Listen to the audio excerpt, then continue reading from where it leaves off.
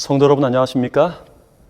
7월의 둘째 안식일이 시작되는 이 금요일 저녁에 또다시 하나님 말씀으로 여러분들을 만나게 되어 참으로 반갑습니다.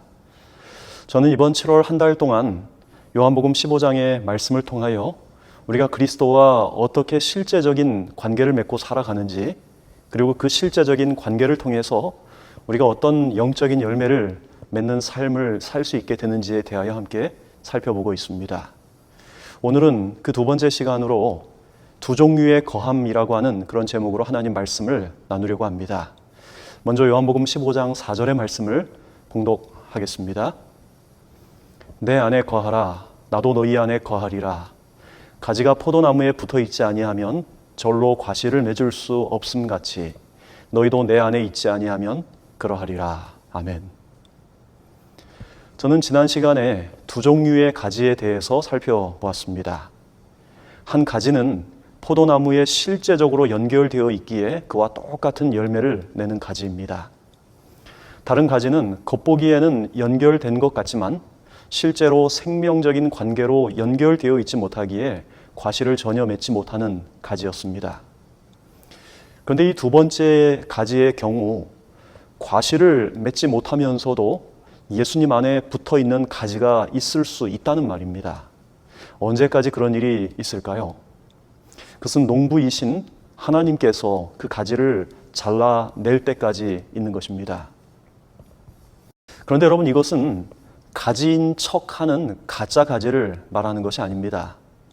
예수님은 이 말씀 가운데 분명히 무릇 나에게 있는 가지라고 말씀하고 계십니다. 그러므로 그 가지는 예수님에게 붙어 있는 가지입니다. 예수님에게 붙어 있지만 열매를 맺지 못하는 가지인 것이죠. 여러분, 예수님의 12 제자 중에 유다가 바로 그런 예입니다. 여러분, 유다는 예수님의 12 제자 중에서 유일하게 스스로 예수님을 찾아온 제자입니다. 그는 다른 제자들과는 달리 학문과 지식이 많은 사람이었습니다. 그는 다른 제자들보다도 세상에 대한 견문이 넓었고 분별력과 실행력을 가진 그런 사람이었습니다. 예수님의 제자 중에 세리 출신의 마태가 있었음에도 불구하고 마태가 아닌 유다가 예수님의 복음 제정을 맡았던 사실은 유다의 능력이 다른 제자들 사이에서도 확실히 인정을 받았음을 암시해 주는 대목이라고 할 수 있습니다.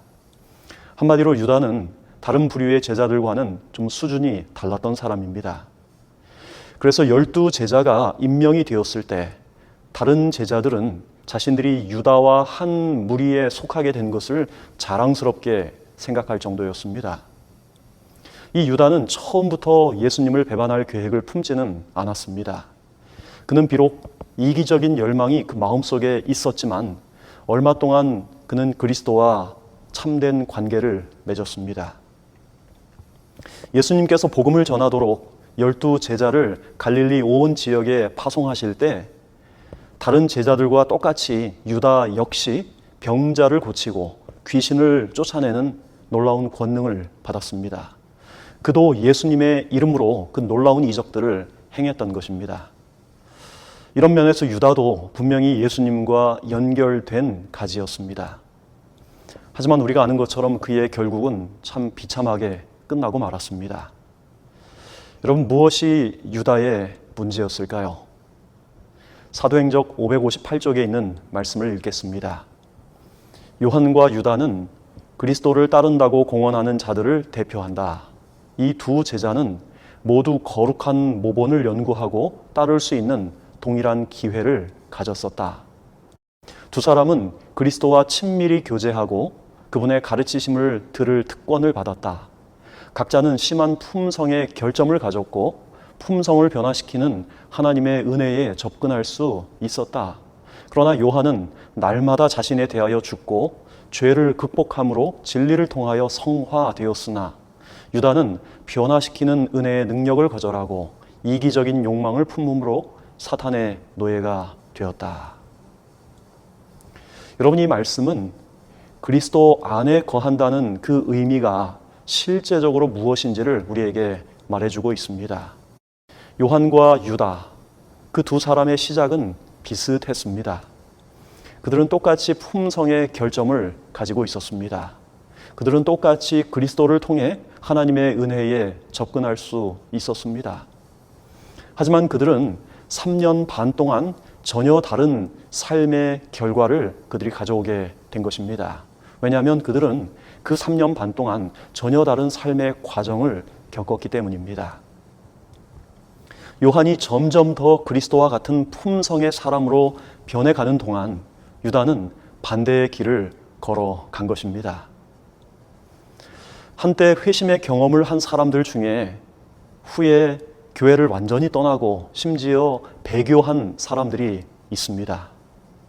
혹은 한때 하나님의 사업을 위해 헌신했다가 완전히 물러난 사람들도 우리는 자주 봅니다.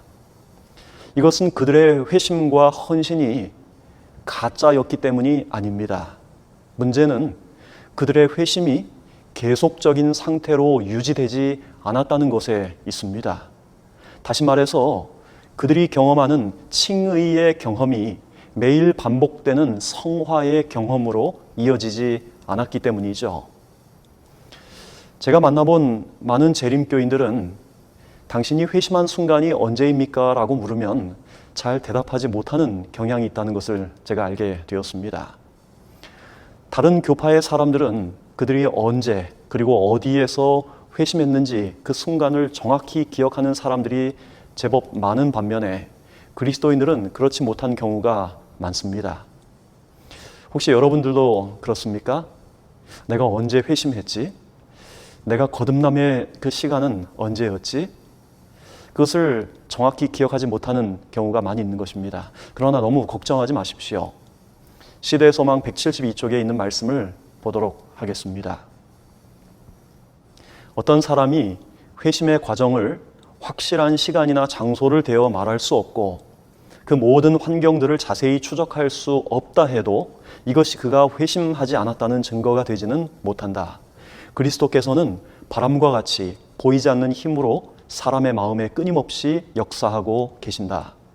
받는 사람이 혹 의식하지 못할지라도 조금씩 영혼을 그리스도께로 이끌리게 하는 감명이 이루어진다. 이러한 감명들은 그분을 명상함으로나 성경을 읽거나 실제로 목사의 말을 들음으로 받을 수도 있다. 갑자기 성령께서 더욱 직접적인 호소를 하실 때에 그 영혼은 기쁘게 자신을 예수께 바친다. 많은 사람들은 이것을 가리켜 갑작스러운 회심이라고 하지만 사실 그것은 하나님의 성령의 오랜 구애, 곧 꾸준하고도 지속적인 과정을 거쳐서 호소하신 결과인 것이다. 여러분, 여기 하나의 점이 있다고 한번 생각을 해보십시오. 그리고 이 하나의 점이 예수님을 받아들임으로 회심한 순간이라고 생각해 보십시오. 어떤 사람은 이 점의 경험이 매우 선명하고 굵어서 그 순간을 잘 기억하는 사람이 있습니다. 하지만 어떤 사람은 그렇지 못한 경우도 있습니다. 그런데 여러분, 이 점들이 아주 여러 개 모여서 이루어지는 것이 바로 하나의 선이죠, 선. 저는 이 기다란 선이 성화의 과정이라고 생각을 합니다. 그러므로 성화는 한 개 한 개의 점의 경험, 칭의의 경험이 무수히 많이 모여서 이루어지는 그 과정이지 그게 결과는 아니라고 하는 것입니다. 즉 무수하게 반복된 회심의 경험이 성화의 큰 과정을 부분적으로 이루어가고 있는 것이죠. 이런 면에서 칭의와 성화는 마치 두부를 자르듯이 그것을 명확하게 분리할 수 없는 것입니다. 그래서 바울은 빌립보서 3장 12절에서 이렇게 고백을 하고 있지요.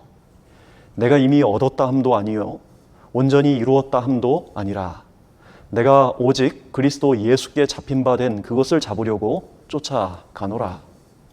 형제들아, 나는 아직 내가 잡은 줄로 여기지 아니하고 오직 한 일, 즉 뒤에 있는 것은 잊어버리고 앞에 있는 것을 잡으려고 표대를 향하여 그리스도 예수 안에서 하나님이 위에서 부르신 부름의 상을 위하여 쫓아가노라. 아멘.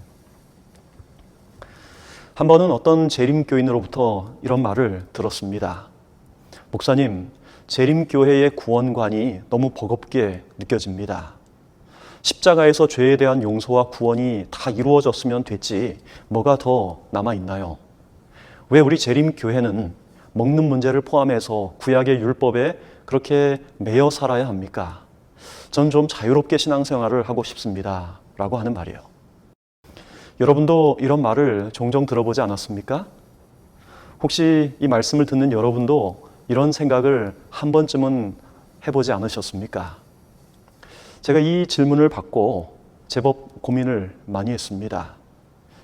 그러다가 실물 교훈에서 제 눈을 의심하게 할 만한 그런 구절을 읽게 되었습니다. 실물 교훈 155쪽에 있는 말씀인데요. 구주를 받아들인 사람들이 아무리 진실하게 회개했다 할지라도 우리는 그들에게 그들이 구원을 받았다는 말을 해주거나 그러한 생각을 갖도록 가르쳐서는 안 된다. 그렇게 하는 것은 그들을 그릇 인도하는 것이 된다. 혹시 이 방송을 듣는 여러분들 중에서도 제가 읽은 이 말씀이 참 부담스럽게 여겨지는 분들이 있을지도 모릅니다. 아무리 진실하게 회개했다 할지라도 그들이 구원을 받았다는 말을 해주거나 그런 생각을 갖도록 가르쳐서는 안 된다는 거예요. 여러분, 만약에 여러분들이 이 말씀이 마음속에 좀 걸림이 된다면 여러분들이 구원의 양면성이 있다는 사실을 잊지 말아야 합니다. 그게 무슨 말인가요? 먼저 예수께서 모든 인류를 위해서 십자가에서 이루신 구원, 즉 보편적인 구원이 있습니다.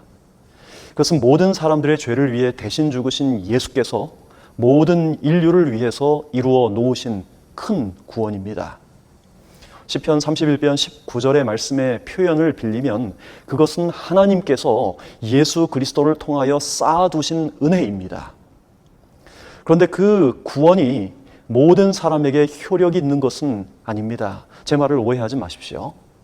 그 구원은, 예수께서 이루신 그 구원은 그것을 대하는 사람들의 개인적인 선택에 따라 달라진다고 하는 것이죠. 만약 어떤 사람이 예수님이 십자가에서 이루신 희생과 사랑, 그리고 죄 용서에 깊이 감동이 되어 예수를 개인의 구주로 영접을 하면 예수께서 이루어 놓으신 그 보편적인 큰 구원은 그 사람의 개인적인 구원이 되는 것입니다. 그 순간 그의 마음속에 하나님의 은혜의 왕국이 시작이 되는 거예요.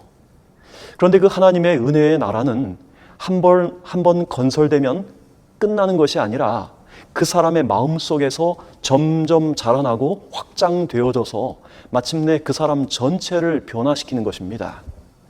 여기에 성령의 역할이 아주 필수적이죠. 예수님은 이것을 겨자씨가 자라나서 큰 나무가 되는 겨자씨의 비유로, 또 밀가루 반죽에 들어가서 그 전체를 부풀게 하는 누룩의 비유로 설명을 하고 계십니다. 그러므로 어떤 사람이 진실한 회심을 경험했을지라도 그 회심의 경험을 성령의 능력을 통해서 매일매일 유지하지 않으면 그 사람은 결국 유다가 걸어간 길을 걸어가게 되어 있는 것입니다. 누가복음 11장 24절부터 있는 말씀을 좀 보도록 하겠습니다. 더러운 귀신이 사람에게서 나갔을 때에 물 없는 곳으로 다니며 쉬기를 구하되 얻지 못하고 이에 가로되 내가 나온 내 집으로 돌아가리라 하고 와 보니 그 집이 소재되고 수리되었거늘 이에 가서 저보다 더 악한 귀신 7을 데리고 들어가서 거하니 그 사람의 나중 형편이 전보다 더 심하게 되느니라. 여기 한 사람이 있습니다. 그는 한때 아주 더러운 귀신에 사로잡혀 있던 사람으로 사탄이 거하는 처소였던 사람이었습니다. 그런데 예수께서 그 사람으로부터 더러운 귀신을 내어 쫓으셨을 때 그 사람의 마음속에 하나님의 은혜의 나라가 시작이 된 것입니다. 그 집이 깨끗하게 소재되고 수리된 것입니다. 하지만 그 후에 그곳에 더 악한 귀신 7이 들어가자 그 사람의 형편이 처음보다 더 심하게 되었다는 것입니다. 여러분, 무엇이 문제일까요? 지금 이 사람은 한번 구원을 받음으로 그 집이 깨끗해졌지만, 그래서 그 마음속에 하나님의 은혜의 나라가 시작이 되었지만 그 집을 그리스도의 은혜로 계속 채우지 않고 빈 상태 그대로 두었기에 더 악한 귀신이 그에게 들어가게 된 것입니다. 그래서 그 사람은 더 큰 절망적인 상태에 빠지게 된 것이죠. 마찬가지입니다. 한번 구원을 받은 사람이 매 순간 하나님의 은혜로 그 거듭남의 경험을 유지하지 않으면, 그 마음속에 하나님의 은혜로 계속 채워서 하나님의 은혜의 나라가 그 속에서 계속 커지도록 허락하지 않으면 그 사람은 반드시 더 큰 어두움에 빠질 수 있게 된다는 말입니다. 이런 면에서 요한복음 15장은 한번 구원받으면 영원히 구원받는다라고 하는 기독교의 널리 퍼진 잘못된 가르침의 문제를 아주 진지하게 다루고 있는 것입니다. 요한복음 15장 4절의 말씀을 다시 한번 보도록 하겠습니다. 내 안에 거하라. 나도 너희 안에 거하리라. 가지가 포도나무에 붙어있지 아니하면 절로 과실을 맺을 수 없음 같이 너희도 내 안에 있지 아니하면 그러하리라. 여러분이 포도나무의 비유로 알려진 요한복음 15장 1절부터 17절에서 이 거하다라고 하는 이 단어가 총 11번이 사용이 되었습니다. 굉장히 중요한 단어인 것이죠. 그런데 이 거하다라고 하는 이 말의 헬라어 단어 메노라고 하는 이 단어는 계속해서 장시간 동안 머물러 있다라고 하는 그런 말입니다. 한 번은 아주 지저분한 한 집의 청소를 도와준 적이 있습니다. 온갖 종류의 쓰레기가 그 집을 가득 채워서 정말 발 디딜 틈이 없는 그런 집이었습니다. 그 집은 제법 넓은 집이었지만 사용하지 않는 오래된 물건들이 집을 가득 차지하고 있어서 집주인은 아주 협소한 공간에서 불편하게 생활하고 있었습니다. 교인들과 함께 며칠에 걸쳐 그 집의 쓰레기를 모두 내다 버리고 선반을 짜서 물건들을 아주 깨끗하게 정리해 드렸습니다. 보는 제가 속이 다 시원할 정도였어요. 그런데 얼마 후에 그 집을 다시 방문했을 때 저는 깜짝 놀라고 말았습니다. 왜냐하면 그 집의 상태가 원래의 상태로 완전히 돌아가 있었기 때문이었어요. 저는 그때 생각을 했습니다. 한번 대대적인 청소를 하는 것보다 더 중요한 것은 그 깨끗한 상태를 잘 유지하는 것이 더 중요하다라고 하는 사실을요. 여러분, 우리 마음도 똑같습니다. 한번 회심을 통해서 감동적인 인생의 아주 놀라운 경험을 경험했을지라도 그 회심을 매일 삶 속에서 유지하지 않으면 결국 우리의 삶은 처음으로 돌아갈 수밖에 없다는 것입니다. 문제는 그 집에 쓰레기가 많은 것이 문제가 아니라 그 집을 깨끗하게 사용하려는 의지가 없는 집주인의 마음인 것처럼 우리의 마음을 성령의 은혜로 날마다 채우려는 의지가 없는 죄인들의 마음이 진정한 문제라고 하는 것입니다. 이런 면에서 성화라고 하는 것은, 그리고 그리스도 안에 거한다라고 하는 개념은 그저 한 번 이루어지는 일이 아니라 일생을 통해서 이루어져야 할 가장 중요한 사업이라고 할 수 있는 것이죠. 그것은 그리스도 안에 한 번 거하는 경험이 아닌 계속해서 끊임없이 반복해서 장시간 동안 계속 그리스도 안에 머물러 있는 경험을 말하는 것입니다. 시대소망 676쪽에 있는 말씀입니다. 그리스도 안에 거한다는 것은 그분의 성령을 계속적으로 받아들여 그분에게 봉사하는 일에 전적으로 순복하는 생애를 의미한다. 그리스도 안에 거한다는 것은 그분의 성령을 계속적으로 받아들이는 삶이에요. 언제까지요? 마가복음 4장 29절을 보겠습니다. 열매가 익으면 곧 낫을 대나니 이는 추수 때가 이르렀습니다. 여러분, 이 말씀에 의하면 우리가 그리스도 안에 거하는 경험, 다시 말해 그분의 성령을 계속적으로 우리 마음속에 받아들이는 그 경험은 우리가 열매가 익어서 추수 때가 될 때까지 계속 이어져야 할 경험이라고 하는 것입니다. 그런 면에서 우리는 바울처럼 이미 얻었다 함도 아니요, 이미 이루었다 함도 아닌 표대를 향하여 계속적으로 전진하는 생애를 살아가야 하는 것입니다. 그것은 우리 힘으로가 아닌 성령의 도우심을 통하여 계속 전진하고 전진하는 생애를 살아야 하는 것입니다. 여러분, 사복음서의 말씀을 우리가 잘 살펴보면 예수님의 삶을, 그분의 삶의 모습을 우리가 확인할 수가 있죠. 예수님은 아주 고단한 생애를 사셨습니다. 매일매일마다 그분께 몰려오는 그 사람들을 만나시기 위해서 그분은 대단히 피곤하고 분주한 삶을 사셨습니다. 그런데 예수님은 그런 사람들에게서 홀로 떠나 계실 때 언제나 하나님께 교제하는, 하나님께 나아가는 그런 시간들을 가졌다고 하는 것이에요. 아침마다 예수님은 하늘 아버지와 교통하셨고 매일마다 새로운 성령의 침례를 그분이 받으셨어요. 여러분, 마리아가 예수님을 잉태하였을 때 성경은 성령으로 그를 잉태하였다고 기록합니다. 그리고 예수께서 요단강에서 침례를 받으셨을 때 성령이 비둘기같이 그 위에 강림하셨다고 성경은 기록합니다. 그럼에도 불구하고 예수님은 매일마다 성령의 침례를 받기 위해서 자주 감람산의 기슭에서 밤 이슬을 맞으며 하나님 앞에 기도하셨습니다. 왜 그러셨을까요? 그분에게 맡겨진 사명을 감당하기 위해, 그리고 그분에게 다가오는 사람들에게 하늘의 은혜를 나누어 주기 위해서. 그분은 이 땅에 사신 한 포도나무로 하늘을 의지하면서 사셨기 때문에 그렇습니다.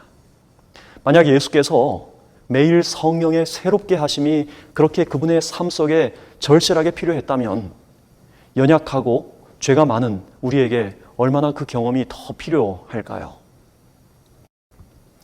여러분은 헨리 포드와 찰리 스타인매츠의 이야기를 들어보셨을 것입니다.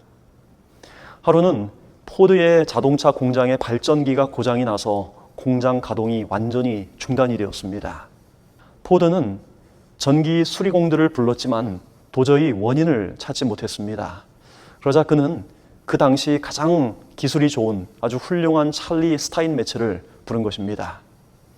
찰리 스타인매츠는 한참 동안 그 포드의 발전기 이곳저곳을 살펴보면서 망치로 발전기의 이곳저곳을 두드리더니 전기 스위치를 올렸습니다. 그러자 거짓말처럼 발전기가 다시 돌아갔고 공장이 다시 정상 가동되었습니다. 며칠 후에 헨리 포드는 찰리 스타인매츠로부터 $10,000,000의 수리비 청구서를 받게 되었습니다. 망치로 몇 번 발전기를 두드린 것 치고는 너무 청구 금액이 크다고 생각한 포드는 그 청구서에 이렇게 쓴 메모를 붙여서 다시 돌려보냈습니다. 찰리, 이 청구서의 금액은 당신이 그 발전기의 모터를 두드려가며 몇 시간 일한 것에 비해 너무 비싼 것이 아닙니까? 그러자 스타인매츠는 똑같은 청구서를 다시 보내면서 이런 메모를 추가했습니다. 모터를 두드리며 일한 공임 $10, 그리고 어디를 두드려야 할지를 알아낸 것 $9,990, 합계 $10,000,000. 우리 사랑하는 성도 여러분, 오늘 우리의 문제는 무엇인가요? 교회에서 더 많은 복무사를 하지 않는 것이 아니라, 성경에 대한 지식을 더 많이 갖지 못한 것이 아니라, 드라마틱한 한 번의 회심의 경험이 내 기억 속에 없는 것이 아니라 매일의 삶 속에서 성령의 실제적인 임재를 경험하지 못하고 사는 우리의 삶이 아닐까요? 좀 더 예모 있는 그리스도인의 예절이 부족한 것이 아니라 내 안에 그리스도께서 살아계시지 않는 것이 진짜 오늘 우리의 문제가 아닐까요? 우리 재림교회 믿음으로 말미암는 의에 대해서 아주 깊이 있는 통찰을 제시한 모리스 밴데는 이렇게 말을 했습니다. 그리스도인의 생애의 노력은 결코 열매를 향한 것이 아니라 언제나 거하려는 것이 되어야 합니다. 또한 그것은 결코 의를 생산하기 위해 애씀이 아니라 포도나무 안에 거하는 주님과의 교제를 위한 노력이어야 하며, 결코 선해지고자 애쓰는 노력이 아니라 주님과 연결되어 지내고자 하는 노력이어야 합니다. 우리 사랑하는 성도 여러분, 오늘 우리는 이런 질문을 해야 합니다. 내 기도는 산 믿음으로 하나님께 올라가고 있는가? 우리는 마음의 문을 하늘로 열어서 사탄이 들어올 수 있는 모든 수단을 막아버리고 있는가? 우리는 그리스도의 의 가운데에서 서기 위하여 날마다 보다 더 밝은 빛과 보다 더 밝은 능력을 얻고 있는가? 우리는 우리의 마음에서 모든 이기심을 없이 한 후에 하늘로부터 오는 늦은 비를 맞기 위해 준비하고 있는가? 누가복음 17장 11절부터 있는 말씀을 보면 예수께서 한 마을에 들어가실 때 멀리에서 10명의 문둥병자들이 예수를 보고 외쳤습니다. 예수여, 우리를 긍휼히 여기사 고쳐주소서. 예수께서 그들을 보시고 가서 제사장들에게 너희 몸을 보이라고 말씀을 하셨죠. 그런데 성경은 매우 흥미로운 구절을 소개합니다. 누가복음 17장 14절, 저희가 가다가 깨끗함을 받은지라. 여러분, 보통의 경우는 예수께서 그 자리에서 즉시 도움을 구하는 사람들을 그 자리에서 즉시 치유해 주셨습니다. 그런데 이 10명의 문둥병자들은 제사장에게 가는 도중에 고침을 받은 것이에요. 저는 이 스토리가 성화의 과정에 대한 하나의 인사이트를 준다고 생각을 합니다. 여러분, 우리 모두는 영적으로 죄라는 치명적인 문둥병에 걸렸습니다. 우리 스스로 할 수 있는 힘이 전혀 없는 것입니다. 우리는 모두 하늘에 계시는 대제사장이신 그리스도를 향해서 하늘로 가는 순례 여행객들입니다. 각자가 어떤 지점까지 와 있는지는 서로 다릅니다. 출발한 지점도 다르고 서로 도달해 있는 지점도 다릅니다. 하지만 하늘로 향하여 가는 그 여정의 어느 순간 우리는 하늘로 가는 그 여정의 그 노정 속에서 구원을 받게 된다는 것입니다. 그 순간이 언제일지 우리는 모릅니다.